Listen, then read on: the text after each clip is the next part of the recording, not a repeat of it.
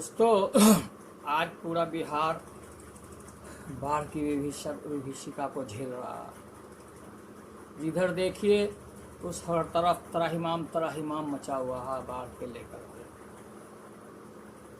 पूरी नदियाँ और विशेषकर उत्तर बिहार की सारी नदियाँ उफान पर हैं।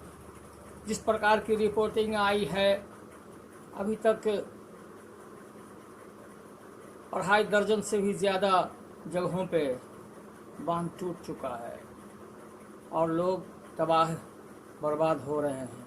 एक तो पहले ही से कोरोना की मार को झेल रहे बिहार के गरीब गुरबा किसान मजदूर तो तबाही के शिकार थे ही।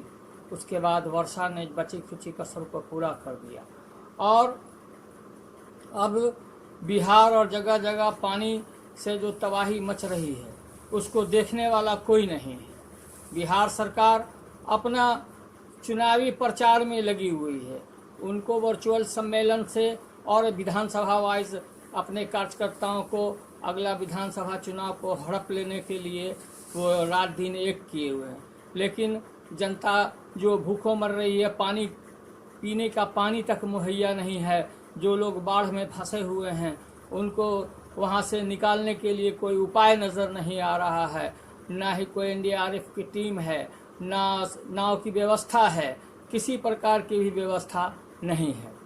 वहीं दूसरी तरफ में आप देखिए कि जो हालात हैं बिहार के, कोरोना का भी प्रकोप हद से ज़्यादा है।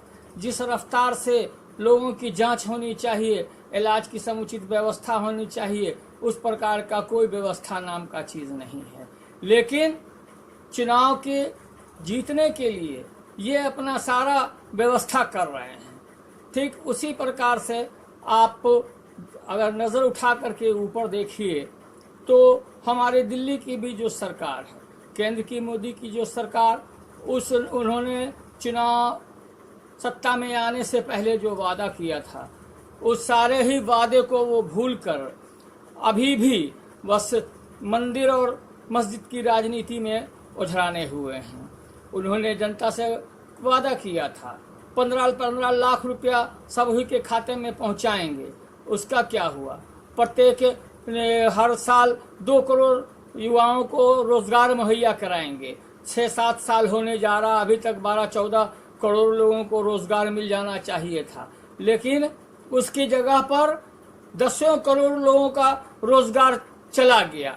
देश के जितने भी संपदा, खनिज संपदा थे, कल कारखाने थे, एक के बाद एक करके उसको निजी पूंजीपतियों के हाथों इन्होंने बेचना शुरू कर दिया। लाल किला को गिरवी रखा, BSNL को बेचा, बैंक को बेचा, LIC को बेचा, एयर इंडिया को बेचा, रेलवे को बेचने की भी तैयारी चल रही है। अब ये सोचने की बात है दोस्तों, आप अगर नज़र उठा करके देखिए एक आम तौर पर कि जब किसी कोई प्राइवेट स्कूल में बच्चों को आप पढ़ाते हैं, उसके आपके जो सरकारी विद्यालय में जो बच्चे पढ़ते हैं उसकी जो फीस होती है, दोनों के फीस में ज़मीन आसमान का फ़र्क है। प्राइवेट हॉस्पिटल में जो आप इलाज कराते हैं, वहाँ जो जाइएगा और अपना इलाज कराइएगा, जो आपको खर्च पड़ेगा, और सरकार के जो हॉस्पिटल में इलाज होता है उस पर जो खर्च बैठता है, दोनों में ज़मीन आसमान का फ़र्क हो जाता है। उसी प्रकार से इस पर सोचिए कि जो सरकारी संपत्ति, जो सरकारी कंपनियों को, सरकारी नेशनलाइज बैंकों को, और सरकार रेलवे को और तमाम जो सरकारी उपकरण हैं उनको जब निजी हाथों में वो सरकार सौंप रही है, वैसी हालत में रोज़गार की स्थिति क्या होगी इस देश के अंदर में, जहाँ जो बेरोज़गारी आसमान पर है। 10 करोड़ छात्र नौजवान पढ़ लिख करके पहले से बेकार पड़े हुए हैं। उसके बाद लाखों लोगों की छटनी हो गई नौकरी से, और उसके साथ साथ इन्होंने जो देश के साथ गद्दारी किया, आए तो थे सत्ता में भय, भूख और भ्रष्टाचार का नारा दे करके कि हम भय मुक्त शासन इस देश पर चलाएंगे और भ्रष्टाचार से मुक्त कर देंगे हिंदुस्तान को। लेकिन आपने देखा भय, भूख, भ्रष्टाचार का इनका नारा का क्या हश्र हुआ। भय का आलम यह था कि पूरे देश के अंदर में मॉब लिंचिंग और दंगा कराने की राजनीति इन्होंने किया। लोग जो सरकारें होती हैं वो कानून व्यवस्था को बहाल करने के लिए काम करती हैं। यहाँ तो हालत यह है कि जो सत्ता में बैठे हुए लोग हैं वही जहर उगलते हैं और दंगा कराने का काम किया, जिसका जीता जागता उदाहरण दिल्ली का दंगा है दोस्तों।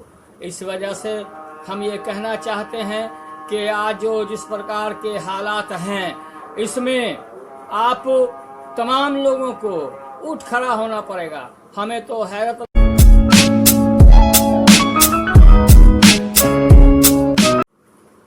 हमको इस बात का तो हैरत है दोस्तों कि इतने बड़े पैमाने पर देश के अंदर में बेरोजगारी मुंह बाय खड़ी है। लोगों को इस पर आक्रोश नहीं होता, जितना इनको धर्म के नाम पर गुस्सा आता है उतना अपने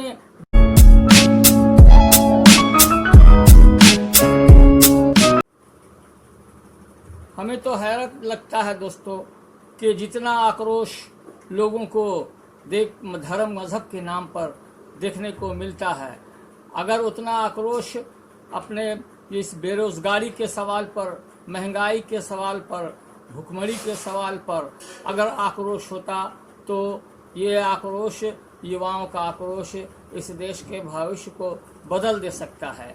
लेकिन नहीं, उसकी जगह पर इनको मजहबी घोटी घोल करके जो पिला करके रखा है, और वो जो लोग सत्ता के जो लालची लोग हैं, जो मजहब की आड़ में अपनी राज सत्ता को टिकाए रखना चाहते हैं, वो ऐसा होने नहीं देना चाहते हैं।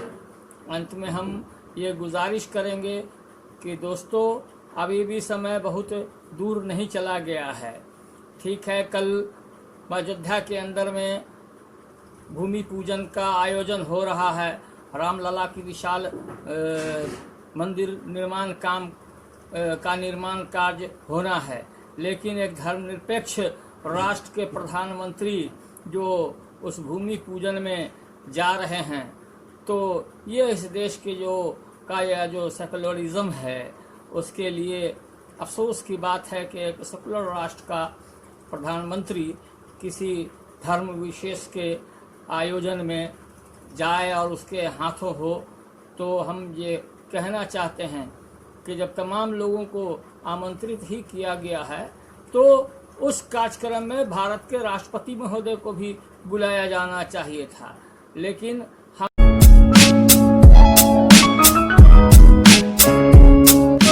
आपको अगर मेरा YouTube चैनल पसंद आया हो तो आप उसको लाइक, शेयर और सब्सक्राइब ज़रूर करें, ताकि हम सब दिन का एक नया जो भी अपडेट हो वो आप तक पहुंच सके। हमारे लगातार चैनल को देखने के लिए बहुत बहुत धन्यवाद।